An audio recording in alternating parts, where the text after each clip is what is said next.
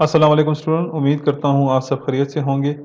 आज की इस वीडियो में हम डिस्ट्रीब्यूट डेटाबेस सिस्टम का लेक्चर नंबर 5 डिस्कस करने जा रहे हैं। मगर उससे पहले मैं आपको ओवरव्यू देता जाऊँ लेक्चर नंबर 3 एंड 4 का, जिसमें हमने promises of distribute database system के बारे में बात की थी।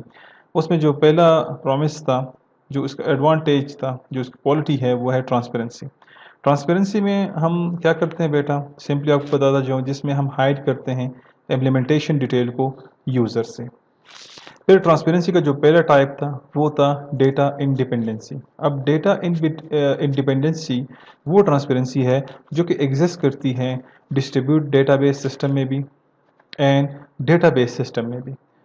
क्योंकि इन दोनों में हम क्या करते हैं जी, मतलब डेटा इंडिपेंडेंसी ट्रांसपेरेंसी में हम क्या करते हैं, हम स्टोरेज स्ट्रक्चर में अगर चेंज करने जा रहे हैं या एक्सेस स्ट्रेटजी में अगर हम चेंज करने जा रहे हैं तो ये चेंज हमारे पास एप्लीकेशन प्रोग्राम है उसे इफेक्ट ना करे।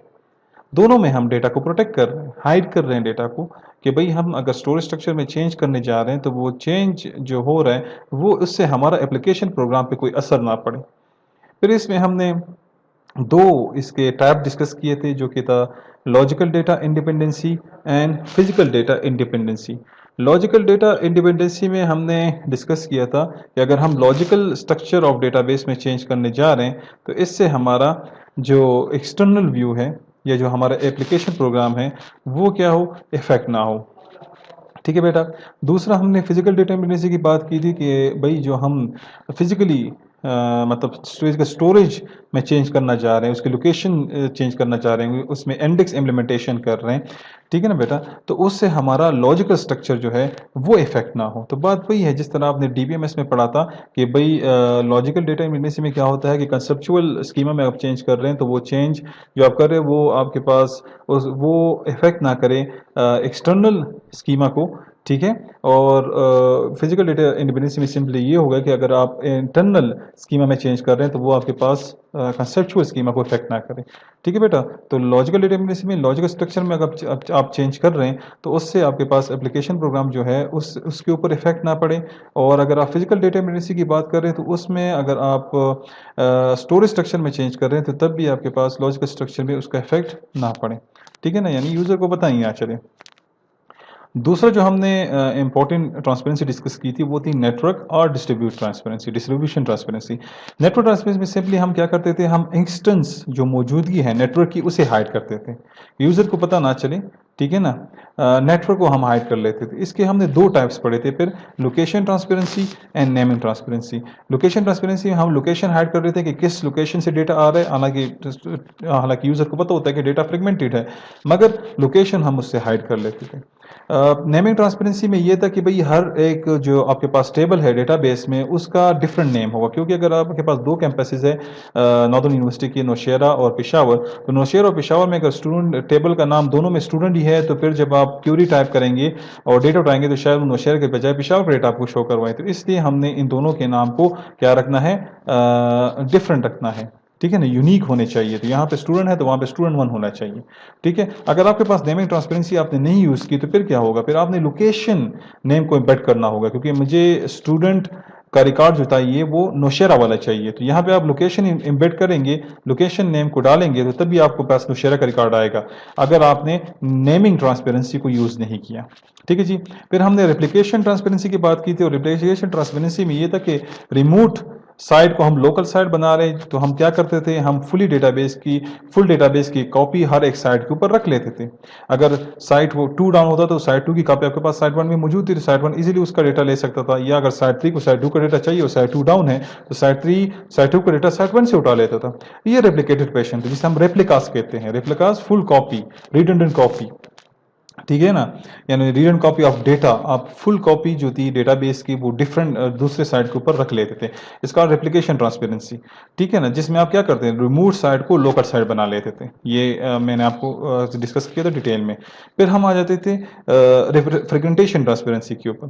फ्रेगमेंटेशन ट्रांसपेरेंसी जो जिसने रिड्यूस किया जो नेगेटिव मतलब जो एक किस्म के रेप्लिकेशन में जो हमें मसाइल आ रहे थे, वो मसाइल ये थे कि हम फुल कॉपी ऑफ डेटाबेस को दूसरे साइट्स के ऊपर रख रहे हैं, जो कि वेस्ट ऑफ स्टोरेज भी है, वेस्ट ऑफ टाइम भी है आपके पास, और जिसमें इंटीग्रिटी को बड़ी मुश्किल से हैंडल किया जाता, इंटीग्रिटी ना रहती। तो इस इन इश्यूज को हमने सॉल्व किया फिर फ्रेगमेंटेशन ट्रांसपेरेंसी में। फ्रेगमेंटेशन ट्रांसपेरेंसी में क्या है? फ्रेगमेंटेशन ट्रांसपेरेंसी में ये है कि हम फुल कॉपी ऑफ डेटाबेस को नहीं लेते, ना हम फुल टेबल को लेते हैं। बस टेबल में जो कॉलम्स हमें चाहिए, जो एट्रीब्यूट्स हमें चाहिए, या जो रोज जो रिकॉर्ड्स हमें चाहिए, वही चीज को हम क्या कर लेते थे, उसे हम रेप्लिकेट कर लेते हैं, उसे हम डिफरेंट साइड के ऊपर रख लेते हैं। तो फ्रेगमेंटेशन में क्या होता है, आप फ्रेगमेंट्स बना लेते हैं टेबल के, नॉट अ डेटाबेस, डेटाबेस के नहीं, टेबल्स के। टेबल्स में जो एट्रीब्यूट्स आपको चाहिए, अब स्टूडेंट टेबल में मुझे सिर्फ स्टूडेंट का नाम है, फादर नेम चाहिए, जिसे मैं रखना चाहता हूँ पेशावर कैंपस में, ठीक है ना। तो इन दोनों को मैंने क्या किया, इसे मैं फ्रेगमेंट बना लूंगा। तो ये जो दो एट्रीब्यूट्स मेरे पास आए, ये एक एज ए कंप्लीट डेटाबेस की तरह ही डील होंगे, मतलब ये कंप्लीट डेटाबेस ही समझे, ठीक है ना। मगर क्या हुआ, आपके पास रिड्यूस यहाँ पे स्पेस हुआ, मतलब आपने जो आपके पास एक्स्ट्रा मेमोरी ज़ाया हो रही थी, उसे आपने यहाँ पे क्या कर दिया, सेव कर लिया, ठीक है ना। फिर इसमें हमने दो जो इंपॉर्टेंट इसके टाइप्स है, वो है हॉरिजॉन्टल फ्रेगमेंटेशन, और दूसरा था आपके पास वर्टिकल फ्रेगमेंटेशन। हॉरिजॉन्टल फ्रेगमेंटेशन में हम क्या करते हैं, रो वाइज, मतलब रिकॉर्ड वाइज डेटा को हम फ्रेगमेंट करते हैं। इंशाल्लाह इसे अगले लेक्चर्स में हम डिटेल से डिस्कस करेंगे विद एग्जांपल्स। और फिर वर्टिकल फ्रेगमेंटेशन जो कि है, उसमें हम कॉलम वाइज डिस्ट्रीब्यूशन करते हैं। तो वर्टिकल फ्रेगमेंटेशन ऑलरेडी हम डेटाबेस मैनेजमेंट सिस्टम में कर चुके हैं, हॉरिजॉन्टली हम इंशाल्लाह डिस्ट्रीब्यूटेड में करेंगे। वर्टिकल में अगर आपको याद हो तो normalization, first number form, second, third, fourth, fifth, ये आपके पास क्या है, वर्टिकल फ्रेगमेंटेशन है, जो कि डेटाबेस में भी है, डिस्ट्रीब्यूट डेटाबेस में भी है, एंड आपके पास डीबीएमएस में भी एग्जिस्ट करते हैं, ठीक है जी।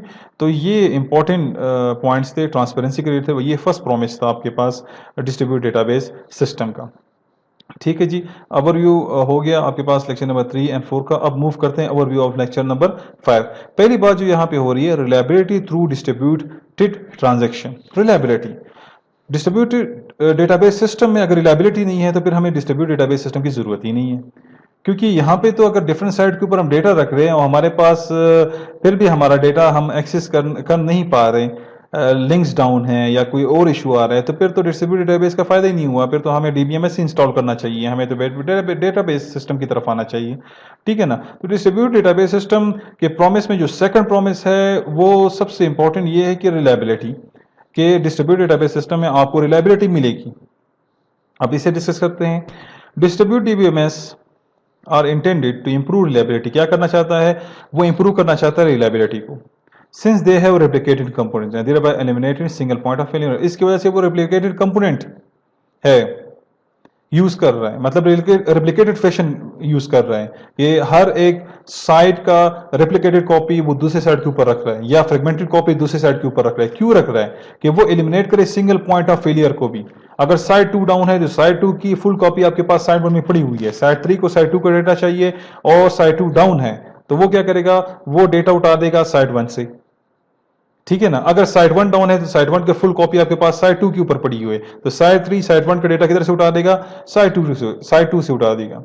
बात समझ आई ना, यही मेन चीज है आपके पास इस पे। दूसरी बात, the failure of single site or the failure of communication link which make one or more site unreachable is not sufficient to bring down the entire system. मतलब अगर आपके पास फेलियर ऑफ सिंगल साइट होता है या failure of communication link होता है, जिससे एक दो साइट तो अनरीचेबल हो जाएंगे, मतलब एक दो साइट डाउन हो जाएंगे, मगर पूरा सिस्टम आपके पास डाउन नहीं होगा। फॉर एक दो साइट डाउन हो जाए, मगर उन दो साइटों का डेटा दूसरी साइट के ऊपर पड़ा होगा, जहां से आप इजीली उसे एक्सेस कर सकते हैं।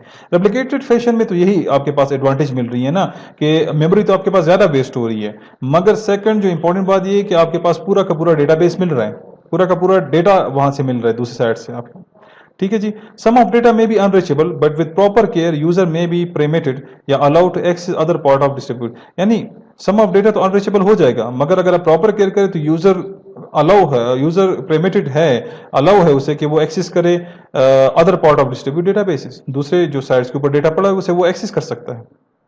बात समझ आई, कि अगर एक साइट डाउन है, तो उस साइट का डेटा आपके पास दूसरे साइट के ऊपर पड़ा होता है, तो आप उससे भी इजीली उसे एक्सेस कर सकते हैं।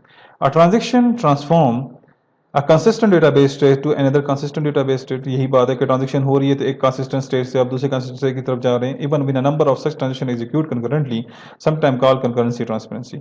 अगर आप डिस्ट्रीब्यूटेड डेटाबेस की बात कर रहे हैं तो बेटा यहाँ पे आपके पास कंकरेंट ट्रांजेक्शन होते हैं, एक नहीं होता, मल्टीपल ट्रांजेक्शन होते हैं, तो वो भी आपके पास इसका ट्रांसपेरेंसी हायर रखे जाते हैं।